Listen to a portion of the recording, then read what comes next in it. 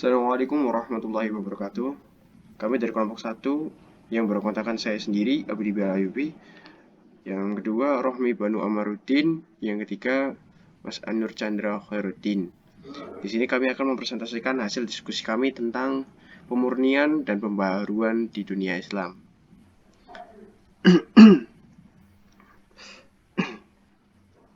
Oke, yang materi yang pertama, bidang kemajuan peradaban Islam.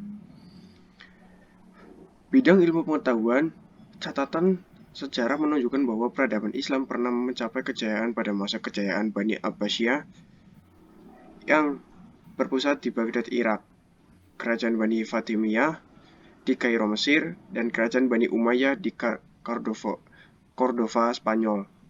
Salah satu indikator kejayaan peradaban Islam itu adalah indikator di dalam bidang ilmu pengetahuan. Ada dua elemen utama kejayaan peradaban Islam dalam perspektif ilmu pengetahuan, yakni tingginya aktivitas ilmiah dan kemajuan ilmu pengetahuan baik ilmu agama maupun ilmu umum. Aktivitas ilmiah yang dimaksud ialah penyusunan buku-buku ilmiah dan gerakan penerjemahan. Kemajuan ilmu pengetahuan dalam disiplin ilmu agama meliputi ilmu tafsir, hadis, kalam, dan fikih. Sementara kemajuan dalam ilmu umum mencakup filsafat, kedokteran, astronomi, matematika, dan geografi. Next. Bidang sosial. Pada masa pemerintahan dinasti Bani Umayyah, beberapa cabang seni budaya mengalami kemajuan, terutama seni budaya, seni suara, seni rupa, dan seni bangunan. Di antara salah satu faktor terjadinya kemajuan dalam bidang bahasa dan sastra adalah karena luasnya wilayah kejayaan dinasti Bani Umayyah. Wilayah yang luas dengan beragam penduduk dan bahasa yang berbeda menambah pembendaharaan kata semakin kaya dalam penggunaan bahasa komunikasi di antara penduduk. Akan tetapi, pada masa pemerintahan Khalifah Al-Walid bin Abdul Malik, terjadi penyeragaman bahasa. Semua bahasa daerah, terutama dalam bidang administrasi dan pemerintahan, diharuskan menggunakan bahasa Arab. Dengan demikian, bahasa Arab mengalami kemajuan yang cukup berarti pada masa itu. Next. Bidang ilmu ekonomi. Ekonomi Islam pada masa Rasul dan Khalifah Rasyidin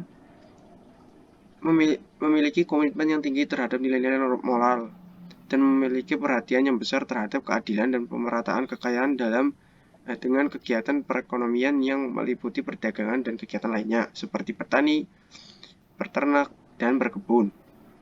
Kegiatan ekonomi pasar relatif menonjol pada masa itu, di mana untuk menjaga agar mekanisme pasar tetap berada dalam bingkai etika dan moralitas Islam, Rasulullah SAW mendirikan Al-Hizbah dengan institusi yang bertugas sebagai pengawas pasar atau market controller.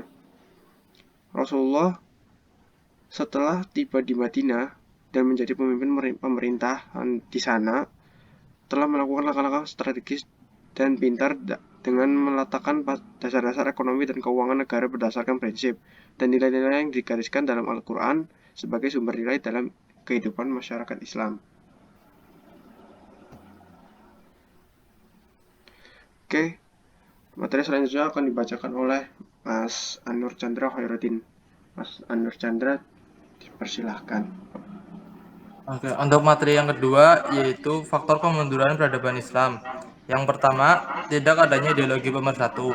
Saat itu, kelompok etnis non-Arab sering merusak perdamaian karena salah dalam pemberian dan penggunaan istilah kepada para mukhalaf. Yang kedua, yaitu permasalahan ekonomi. Saat itu, ilmu pengetahuan lebih gencar dikembangkan dibandingkan dengan bidang perekonomian, sehingga saat itu terjadilah kesulitan ekonomi yang akhirnya berpengaruh pada bidang politik dan militer. Yang ketiga yaitu sistem peralihan kekuasaan tidak jelas.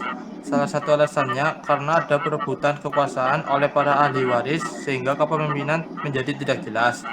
Yang keempat yaitu adanya perang salib dan serangan dari Mongolia.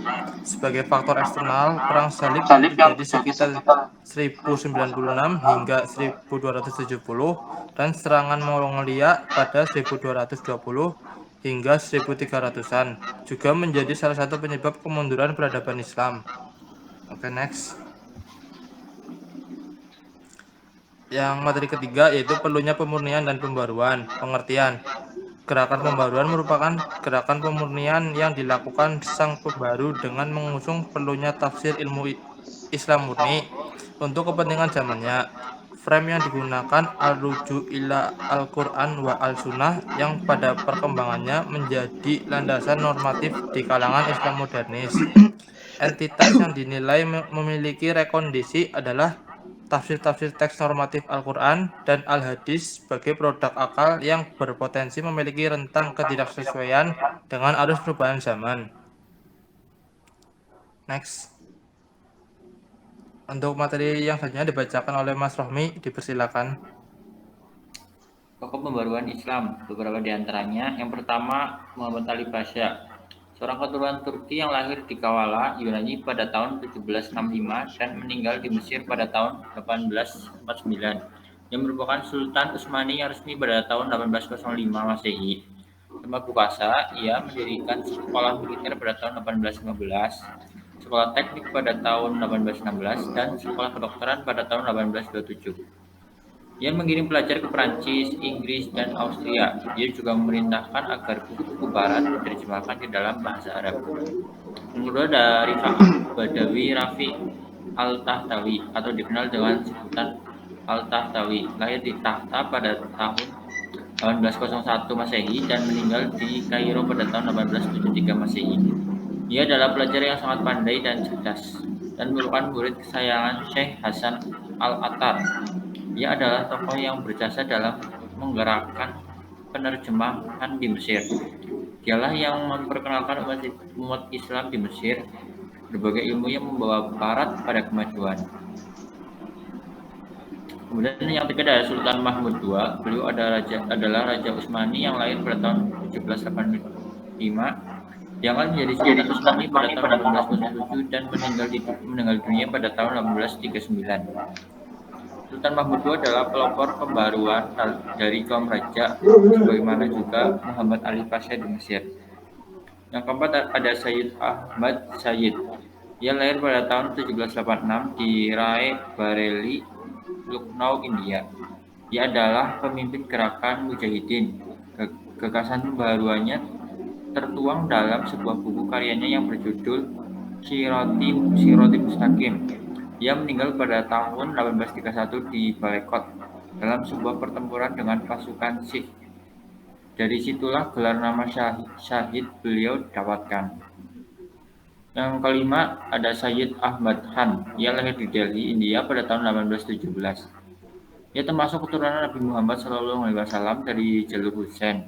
Ia adalah cucu daripada Sayyid Hadi, seorang pembesar istana Mughal pada masa pemerintahan Alamgir II tahun 1754 sampai 1759 Masehi. Ia adalah tokoh utama dari gerakan Aligarh, sebuah gerakan pencerahan yang dimulai dari kampus Universitas Islam Aligarh. Baik, sekian dari kelompok kami. Terima kasih. Wassalamualaikum warahmatullahi wabarakatuh.